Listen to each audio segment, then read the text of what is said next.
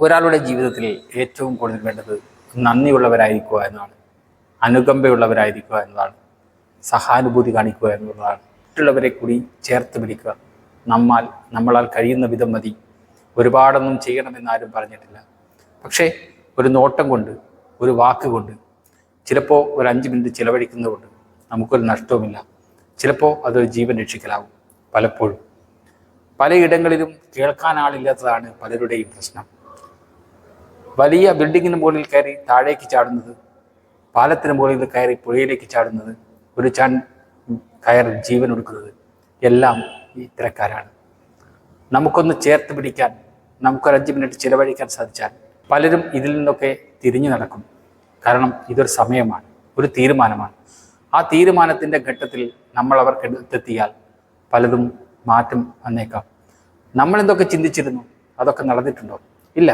പലപ്പോഴും നമ്മൾ തിരുത്തിയിട്ടുണ്ട്, ശരിയല്ല എന്ന് തോന്നിയിട്ട്, അല്ലെങ്കിൽ ആരെങ്കിലും കണ്ടുമുട്ടിയിട്ട്. ഈ കിണറിൽ തുള്ളാൻ പോയവൻ പാമ്പിനെ കണ്ട് തിരിച്ചു വന്നൊരു കഥയില്ലേ, അതേപോലെ പലതും നമുക്കും കഴിയും. നമുക്കൊന്നും കഴിയില്ലെന്ന് നമ്മുടെ ചിന്തയാണ്, സാധിക്കും. നിങ്ങളതിനായി മനസ്സ് തുറന്നു വെക്കുക, ചുറ്റും കണ്ണോടിക്കുക. നമ്മുടെ ഒരു നോട്ടം വേണ്ടവർ, ഒരു നിമിഷം വേണ്ടവർ, ചേർത്ത് പിടിക്കേണ്ടവർ നമുക്ക് ചുറ്റിലുമുണ്ട്. നാം കാണാത്തതുകൊണ്ടാണ്. സ്വന്തം പ്രശ്നങ്ങളിൽ പലപ്പോഴും നമ്മൾ മുഴുകിപ്പോകുന്നതുകൊണ്ടാവാം. എങ്കിലും അതിനിടയിലും നമുക്ക് കിട്ടും കുറച്ച് സമയം. ആരെങ്കിലും രക്ഷിക്കാനായാൽ അതും ഒരു മെച്ചമല്ലേ? ജീവിതം അത്രയും നശ്വരമാണ്. ഏത് നിമിഷവും നാം ഇല്ലാതായി പോകാം.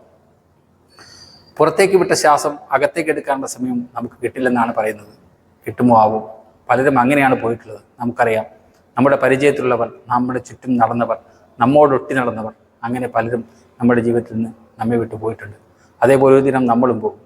അതിനിടയിൽ ഇവിടെ എന്തെങ്കിലും വരച്ചു വെക്കാൻ, എന്തെങ്കിലും അടയാളപ്പെടുത്തി പോകാൻ നമുക്ക് സാധിച്ചിട്ടുണ്ടെങ്കിൽ അതാണ് ഭാഗ്യം.